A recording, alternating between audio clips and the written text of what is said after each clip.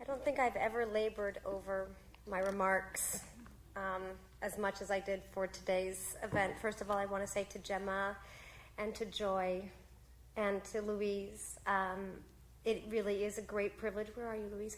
Oh, there you are. It really is a great privilege to share this day with you and to say that you are all immensely inspiring, and I admire so much, obviously, your professional achievements, but even more so the way you conduct your personal lives and how much importance you give it. And I thank you for everything you shared with us today, but also all the other days as well. Okay, so when Joanna called me about this, hold on, folks. This is the reality of it all. Sadly, I did not make these. All right, so has anyone ever gotten an email from Joanna that started with ahoy? You know you're about to say yes, right? So I got one of those very kind emails. She told me, what the message was. And I begged Joanna to ask those of you kind enough to include me today to reconsider and to find a mother deserving of such an honorific. But those of you who know Joanna, and I suspect there are many of you in this room who actually know her quite well, you know that she is very persuasive. And she promised me that I could use this opportunity as a sort of confessional and admit in front of all of you that I in no way think this lovely gesture is based on merit. So I will bear all. I fear that I am impatient. These are my fears as a parent, just be clear about that, not in general. I fear that I am impatient, exacting, and often on a set, in a meeting, or occupied by my BlackBerry. Yes, a BlackBerry. When I should be picking up or dropping off at school, or making dinner, or depositing a child, or even hosting a play date. That chaperoning trips is often out of the question due to my schedule, but I aim for at least one a year per child. I have 3 children, so I do the math. I happily visit Ellis Island or the Brooklyn Bridge or the kitchen of a restaurant, holding the soft and sweaty hands of 6-year-olds. Or I try to wrangle a group of 12-year-olds without embarrassing my own 12-year-old, and I lessen the guilt. I'm often out of the country or in a different time zone, and that BlackBerry that I mentioned doesn't have an option for FaceTime. And I worry all the time about my children, and I'm always concerned about their well-being. And I try to find or create more time and just simply be better at this most exquisite gift of motherhood. I'm wondering why I want to share all my shortcomings. Why are they the headlines? Why is this my self-portrait of motherhood? But I think it is an odd but honest illustration that shows, despite the enormous satisfaction my professional life brings me, in the simplest terms, what I want most is to share and convey to my children the devotion and unparalleled love I feel for them. And I know for certain that I am not alone.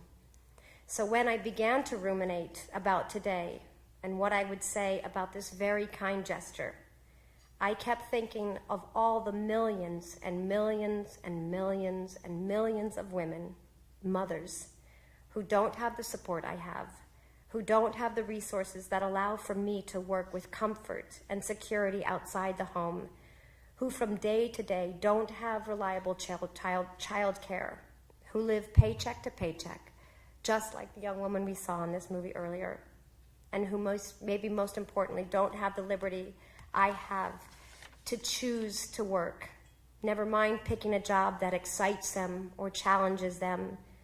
And I thought most of all about their worries and their concerns. And then I understood that this was a moment to, at the very least, acknowledge them, to salute them, that I had found, in fact, the deserving recipients. And so on behalf of all the mothers who are working in or outside the home, who are often charting the course of motherhood all alone. You are the heroes, and I accept this on your behalf. You are the outstanding mothers of this year, of last year, and next year, and I thank you all for allowing me to honor them. Thank you so much. I don't want to toot my own horn, but I understand why I'm being recognized. Like Joanna, there isn't a day that goes by when I'm walking the streets of New York and someone stops, points, and shouts, "Hey, you mother." So I absolutely relate to that. And I want to say congrats to all the other honorees and thank you to the committee and also to Save the Children, who do remarkable work. And I've been very lucky as a journalist to report on them through the years and to see firsthand the effect they have on the lives of children and mothers and fathers. So I want to give them a round of applause. Again, thank you.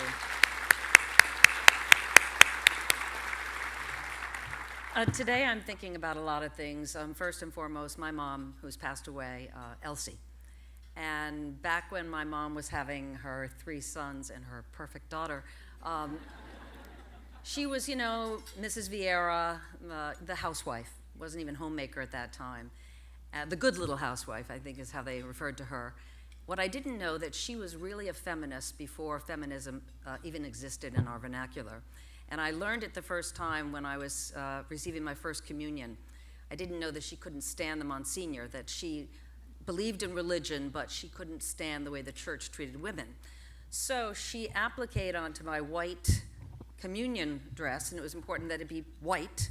She put blue flowers all over it and sent me into the church.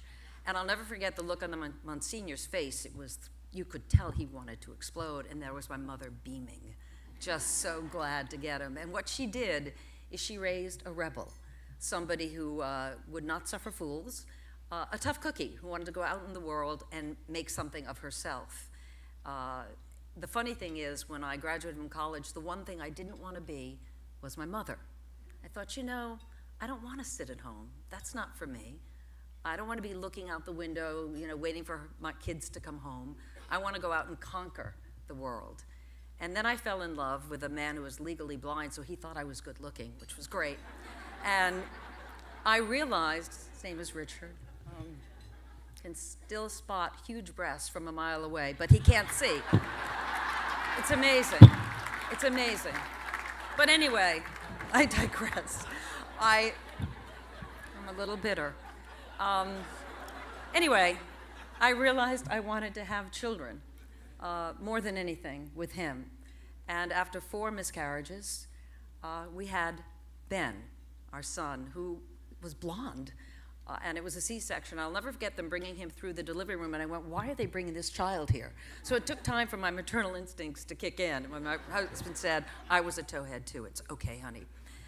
And what happened was, in the weeks and the months that followed, I realized the only person I ever really wanted to be was my mom. Because it hit me what she had done in raising her children to be the independent people that they were, enough so that they could leave the house and soar, and I wanted to give that to my children, and that has been my goal. In fact, I had my son Ben 4 days after I was offered the job at 60 Minutes, which was the only job I ever wanted. And when I was ready to meet Don Hewitt, the head of 60 Minutes, I brought Ben with me. And he gave me a look, sort of like the Monsignor gave me a look. And I held Ben's hand, he was in a stroller, the whole time we were talking about negotiating, actually, the deal with 60 Minutes, and looking at Ben to keep my goals and my priorities straight in my head as to what mattered. And ever since that moment, I have been chasing my mom's spirit and her way of mothering, and that's part of the reason I've held so many jobs. It's not that I've been fired, it's that each time, although a few, but we're close.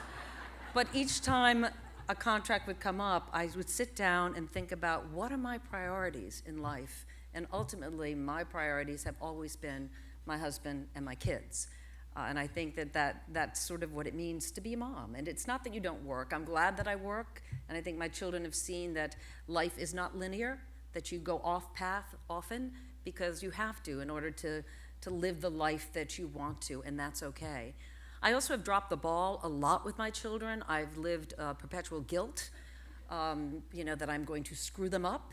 So I know there are some moms here who might feel the same way, so I've brought some evidence. I consider this Exhibit A.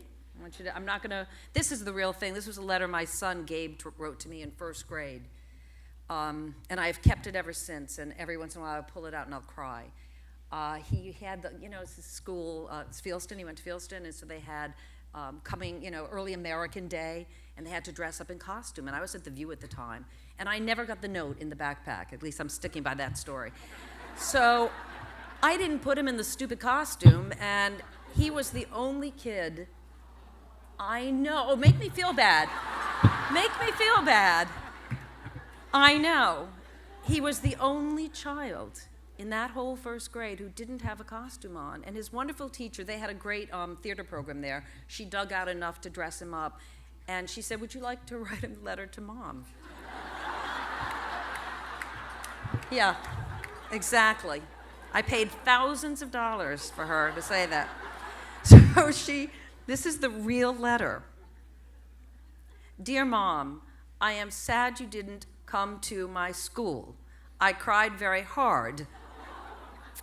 My teacher, Lori, helped me think of writing you a letter. That bitch. Okay.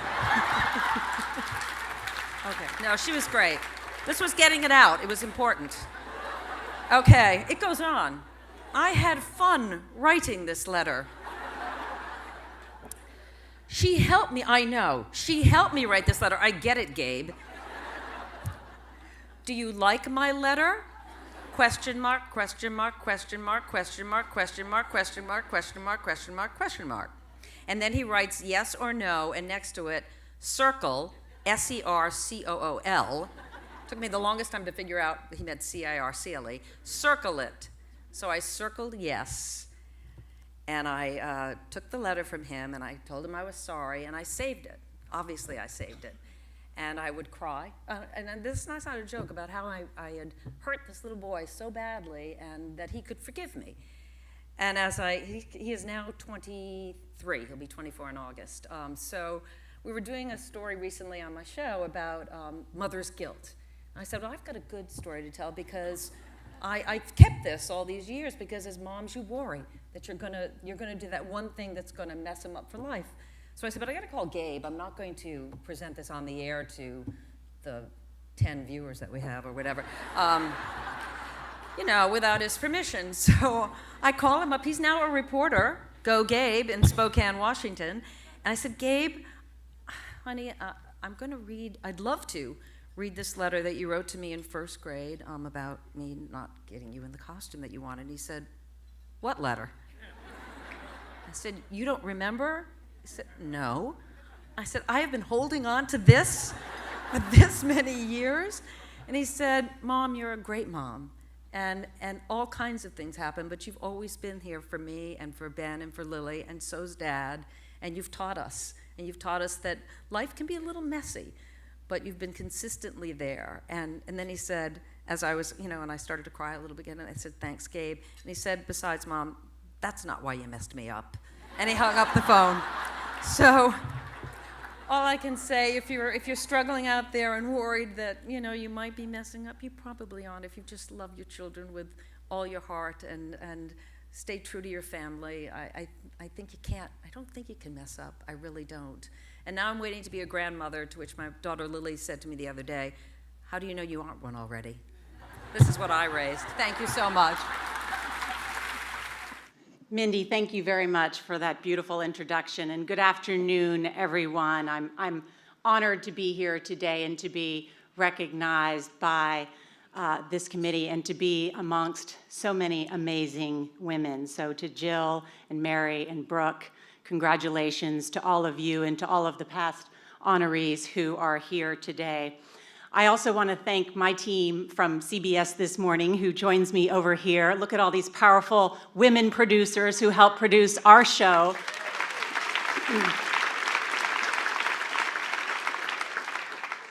many of them mothers and part of the support team in our organization as well. And I love what you said about putting a strong support team together, not only at work, but at home. And that is one of the key lessons in terms of trying to succeed. You know, I wanted children so badly. It was something I wanted more than anything in the world. And nothing means more to me than being a mother. And when I did have children, I managed to have them in a very short period of time. I have 3 children. I have twins, Henry and Grace, who are 6 years old, and then I have Riley, who is 5 years old. I met... You're like, wait a minute, how did that happen? My husband and I, Jeff Tracy, met when I was 17 years old at Georgetown University. We've been together 23 years. And we recently went back to Georgetown to address a group of graduating seniors. And my husband said to the seniors, I had 3 children in 13 and a half months, all with the same woman. 4 months after I was pregnant with the twins, I got pregnant again. That's the math on that. So you can only imagine what it has been like in my house for the past 7 years. And certainly I give thanks to Alba Marita, who has been with me since the day my twins were 3 months old and is with me today. So thank you to Alba, because I couldn't do it without her.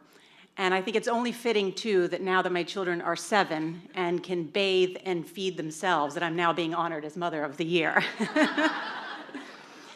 You know, I've been thinking about this a lot as I received word that I would receive this award today, because I think there is no more important title than mother. My co-host, Gail King, who is a past honoree, reminded me this morning of a story I told her when I first moved to New York to take this job for CBS This Morning. And since I'm on TV every morning, my children watch me in the morning and see how I'm introduced in the morning. And my son one day asked me, he said, why do they introduce you and call you Nora O'Donnell? Why don't they call you Mommy? But there is something I believe to my core, and that is that mothers are the most important force in the world. You know that statue of Atlas? There's one, over in Rockefeller Center, of that man holding up the world. Why is that a dude? That should be a woman.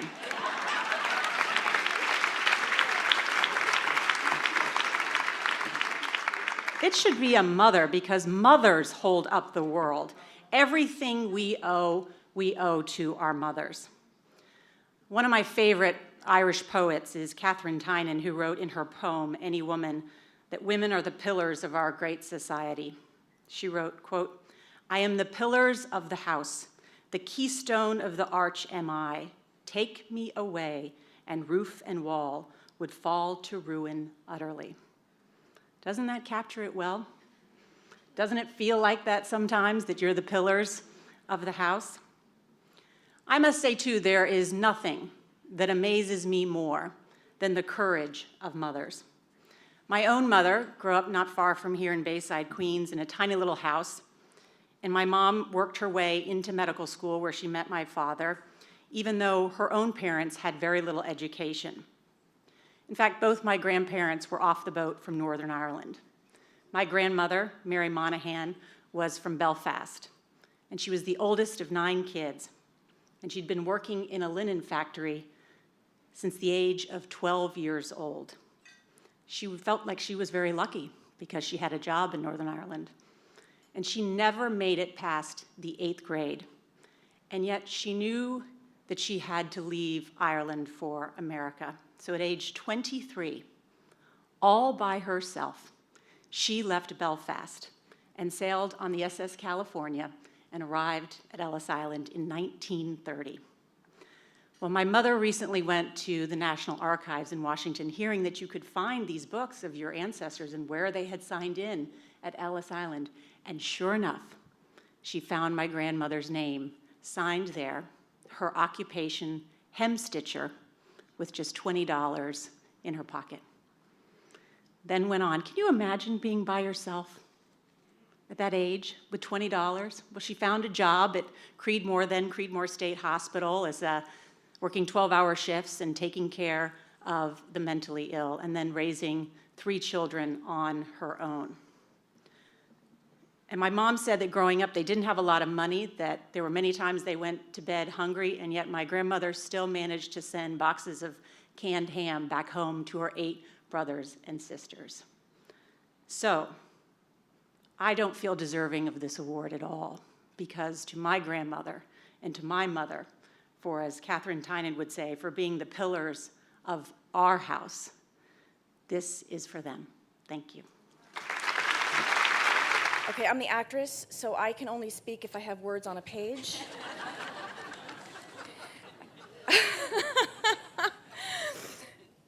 Wow.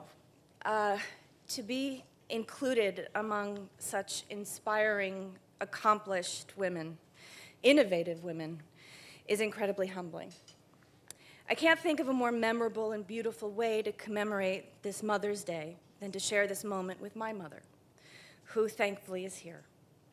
Because in honoring me, you're really celebrating her. So I'd like to introduce you. Sandra Ellen Messing is a woman who grew up with very little, but always had hope and chutzpah. As a teenager, she recorded albums as part of an all-girls quartet, the Brooktones. It was the late 1950s. At age 16, she met a boy who within 6 weeks would become her fiancé, my dad. And upon graduating from high school, she got a job as a legal secretary and put my father through college. She became a mother of 2 very energetic children and encouraged them to explore everything and anything that piqued their curiosity. Nothing studied was a waste of time. We lived in Rhode Island next to horses, and when, as a young girl, I'd dream aloud about someday becoming an actress, she would say, "It has to be someone, why not you?" My brother wanted to be president.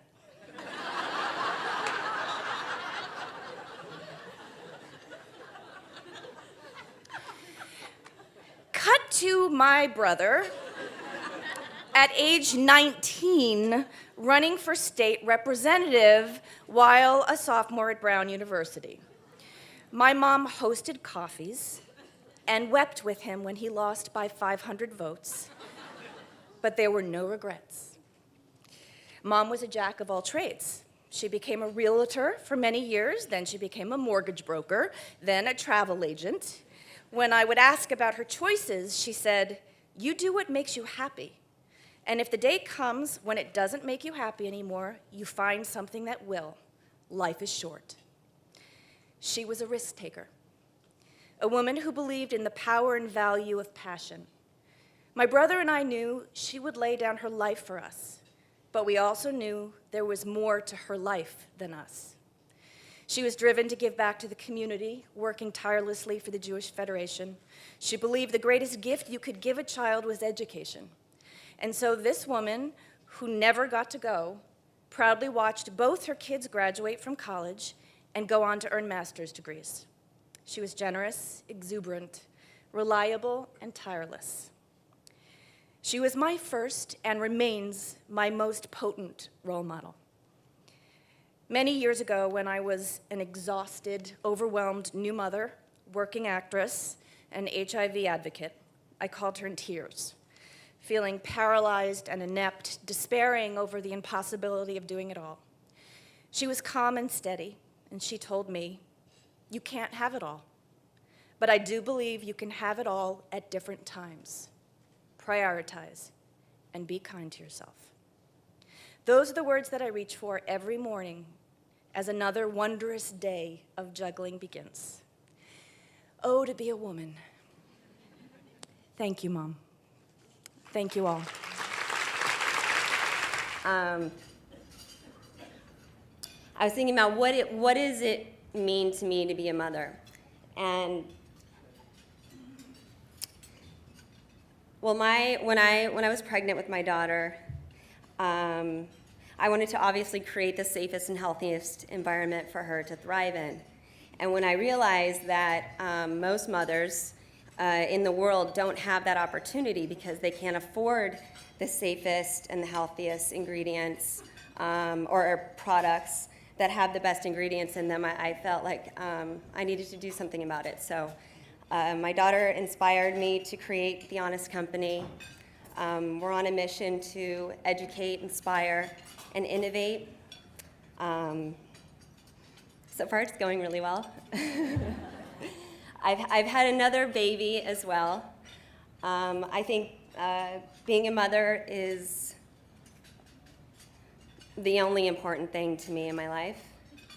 I feel like I finally came into my own. I finally also understood what being sexy was and owning my womanhood. I never really did before. I was always kind of embarrassed about it and awkward like I am right now speaking to all of you. But I really did feel, for once in my life, just proud to be a woman. And then, so I would like feel sexy and go out and be like, yes, I've had kids. And then at night I'd get home and I'd be breastfeeding my baby. And then my daughter would say, Mom, I'm done. I'm done. Can you wipe me now? And I'm like, this is motherhood. Yes. So thank you all for being here and supporting this incredible cause. Thank you for being incredible women and supporting incredible women. We need to lift each other up. It is hard to be a working woman. You always feel like you're compromising something in your life, but our children come first, and we need to unite and support each other more. So thank you for having me.